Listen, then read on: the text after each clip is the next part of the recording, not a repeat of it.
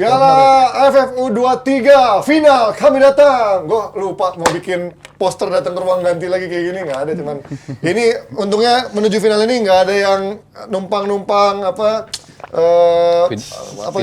jualan diri, panjang muka atau masuk ruang ganti, video call, masang banner, nggak ada. Karena ini mungkin menurut gue ini juga sedikit mengejutkan ya di luar prediksi tim anak. Karena pelatihnya lebih galak. Hah? Pelatihnya lebih galak. Karena justru piala anak STI yang U23 ini di partai pertama mereka tampil nggak meyakinkan, bahkan juga kalah. Banyak yang merasa ini udah no hope, dan lolosnya pun menurut gua agak sedikit luck juga bisa lolos. Tapi kemarin mereka justru bisa menampilkan permainan yang sangat mengejutkan menghadapi Thailand, dan menangnya juga skornya bukan tipis-tipis, dan golnya juga ada yang cukup oke juga. Lo melihat ini sebuah kebetulan yang orang nggak perkirakan, apa justru kemarin dari lawannya Thailandnya juga mungkin ada masalah juga berarti di Thailand? Iya, enggak, kita harus lihat konteksnya juga ya, Ji ya. Memang kita persiapan kita ke turnamen kan cuma tes Seminggu, 4 hari bahkan kurang dari itu. Ada batasan pemilihan 2 pemain dari masing-masing klub, ada pemain yang ditolak dilepas oleh beberapa klub. Ada administrasi. Ada yang dikira bisa main ternyata nggak bisa main, nggak ngerti ya BTN kenapa kayak gitu, maksudnya itu ya, amateuris lah bisa dibilang. Seharusnya nggak perlu terjadi. Dan STY bilang permainan kita meningkat dari laga ke laga, which is benar. Tapi kita juga harus lihat Thailand yang main ini, tim Thailand yang apa, karena kebanyakan pemain ini pemain yang lagi main di Liga Kasta kedua mereka, banyak yang dipinjamin dari Liga 1 mereka ke Kasta kedua. Sementara timnas Indonesia yang ada di sekarang U23 adalah pemain-pemain yang udah established di tim nasional senior. Kita ngomongin Hernando, kita ngomongin Dewa juga bahkan udah main kan di senior. Ferrari dan lain-lain, Ramadan pun udah menembus. Jadi emang perbedaan kekuatannya besar ya, dalam artian bahwa di satu sisi mungkin kita akan bisa lihat, oh mungkin regenerasi Thailand juga lagi problem. Karena kita menang di SEA Games, kita menang di sini. Tapi ini ya tentu aja positif, tapi gue tekanin juga kompetisi usia umur tuh nggak ngejar juara, nggak ngejar menang ya.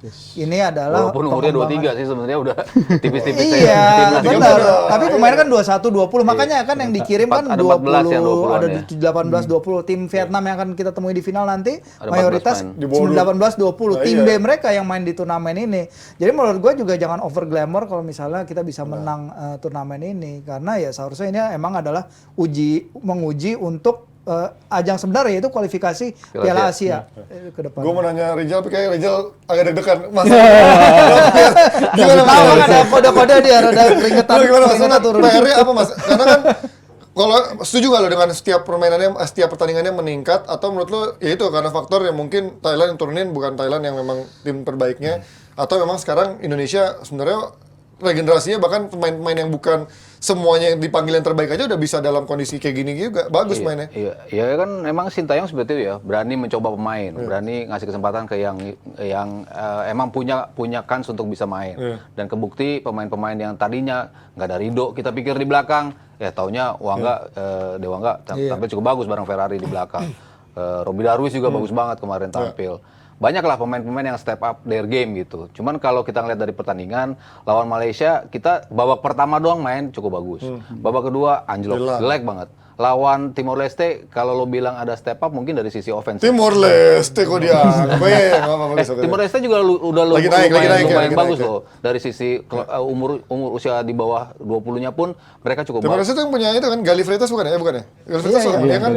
Gila tuh pemain keren banget di PSIS. Iya, itu dari sisi permainan, dari sisi offense bagus, tapi eksekusi untuk menjadi golnya itu yang menjadi masalah. Ramadan Sananta peluangnya ada kali 18 gitu, peluang depan gawang yang tap in pula gitu, tapi sekelas dia nggak bisa gol tap in, saya gol susah kalau sementara kemarin dia nggak bikin gol, tapi gila mainnya luar biasa banget.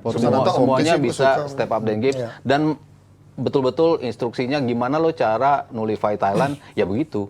Lo pressing, ya tanpa henti. Lo betul-betul nggak kasih kesempatan buat mereka untuk dapat kenyamanan. Ketika Thailand nyaman, mereka creating chances terus, udah kita dibombardir. Itu kan yang selalu menjadi cerita kita kalau ketemu Thailand. Ketemu Vietnam pun pasti akan begitu. Kalau lo nggak press mereka, nggak main kayak kemarin lah, disiplin wise mereka bagus, nyerang juga pelan-pelan bagus, keluar dari tekanan juga udah tenang, creating chancesnya nggak terfokus pada satu lini doang, tapi kirinya hidup, kanannya hidup, tengahnya juga mereka bisa tusukkan lewat Beckham.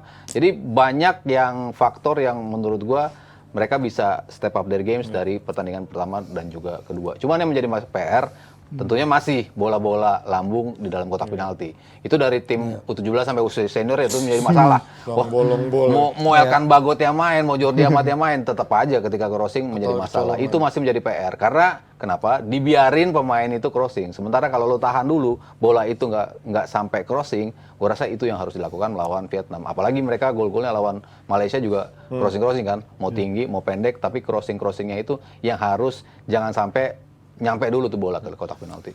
Jal, gue tanya nih sama lo nih. Boleh, seorang boleh. striker sangat dirindukan lah, apalagi striker lokal. Mungkin yang terakhir kita ingat benar-benar namanya lama kan eranya BP kan. Abis itu kan mungkin yang lokal udah hampir nggak banyak yang bisa lama ada di sana dan bahkan menjadi andalan buat timnas dari level berbagai umur sampai terutama timnas senior. Dan Sananta sekarang ada di posisi itu, ada momentumnya, bahkan senior pun dia udah tembus walaupun mungkin belum banyak jam terbangnya. Menurut lo Sananta adalah orang yang dirindukan atau sosok yang dirindukan oleh fans Indonesia saat ini? Iya, gua rasa dia juga bisa jadi long term buat ini ya, long term projectnya STY juga, karena ini dari segi striker, profile striker yang diinginkan oleh STY, menurut gue dia bisa menjawab itu gitu. Karena dia beberapa kali juga di kelompok umur dia main bagus, di senior juga dicoba dia main bagus, dan yang gue acungi jempol, dia juga kalau main di liga reguler juga dia mainnya bagus juga kalau di liga. Jadi menurut gue ini pemain masih bisa, bahkan dia sebagus ini aja dia masih bisa berkembang lagi gitu. Masih banyak di game dia tuh yang error nggak perlu, error dia melewatkan peluang itu kan masih banyak juga. Tapi gue ngeliat dengan dia prospek di seusia ini, dia bisa main sematang ini di build up game, dia juga kadang kontribusi aktif juga. Menurut gue ini pemain masih berkembang banget. Dan gue harap ini nggak cuma buat Sananta doang gitu. Di pemain-pemain lain, khususnya di posisi striker bisa jadi jawaban. Karena kan di striker kalau di liga kita ngeliat jajaran top skor tuh minim banget jajaran striker lokal. Sananta termasuk yang bisa cetak Iya. 2 digit gol musim lalu kan. Pemain Iya. lokal tersubur. Termasuk dia yang bisa nembus. Jadi gue harap dia pemain-pemainnya juga bisa ngikutin. Apalagi sekarang udah ada peraturan liga yang mengharuskan pemain-pemain under 23 layak dicoba untuk di line up gitu ya. Jadi menurut gue ini harusnya bisa menjadi angin segar lah bagi para pemain-pemain Indonesia kita, Garuda muda kita, agar bisa tampil reguler dulu ya, at least di liga reguler di Liga 1 kita, apabila lu ingin bisa tampil lebih maksimal lagi di timnas. Ya, yang penting jangan cepat puas dan konsisten. Iya, Karena kalau kita itu lihat harus. 2019 salah satu pemain bintang kita kan Osvaldo Hai. Iya. Sekarang Osvaldo kemana? Downward. Dia nggak kedengeran lagi lah praktis. Jadi memang itu yang dari dulu juga jadi masalah di kita ya, cepat puas, gaya hidup juga.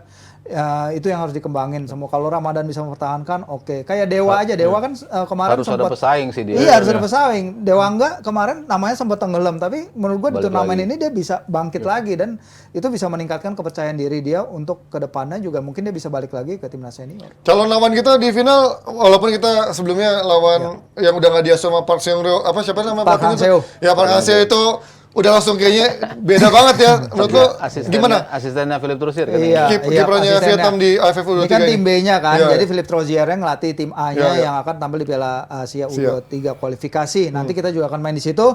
Oke, kalau kita lihat ini juga ditanya ke Shin Taeyong di konferensi pers hari ini, dia gimana nanti akan melawan Vietnam pertama kalinya tanpa di bench lawan ada Park Hang-seo. Dia bilang, saya nggak ngelihat pelatih lawan, saya ngelihat timnya, ya biasa lah jawaban-jawaban. Iya, iya. itu. Di Diplomatis lah ya. SEA Games kita Bagus menang dan kan udah nggak ada lain-lain. Park Seung-ryeo. Ya itu, Iya, makanya iya. udah nggak ada makanya. Jadi ya menurut Nggak, di gua SEA Games kan? Iya, di Iya, SEA SEA Games udah sebelumnya. nggak ada, makanya beda banget Vietnam menurut gue ya. Ya, jadi yang nanya salah ya. Kalau tadi di preskon ada yang nanya kayak gitu. Gua dengar Temen-temennya juga. Vino tuh biasanya.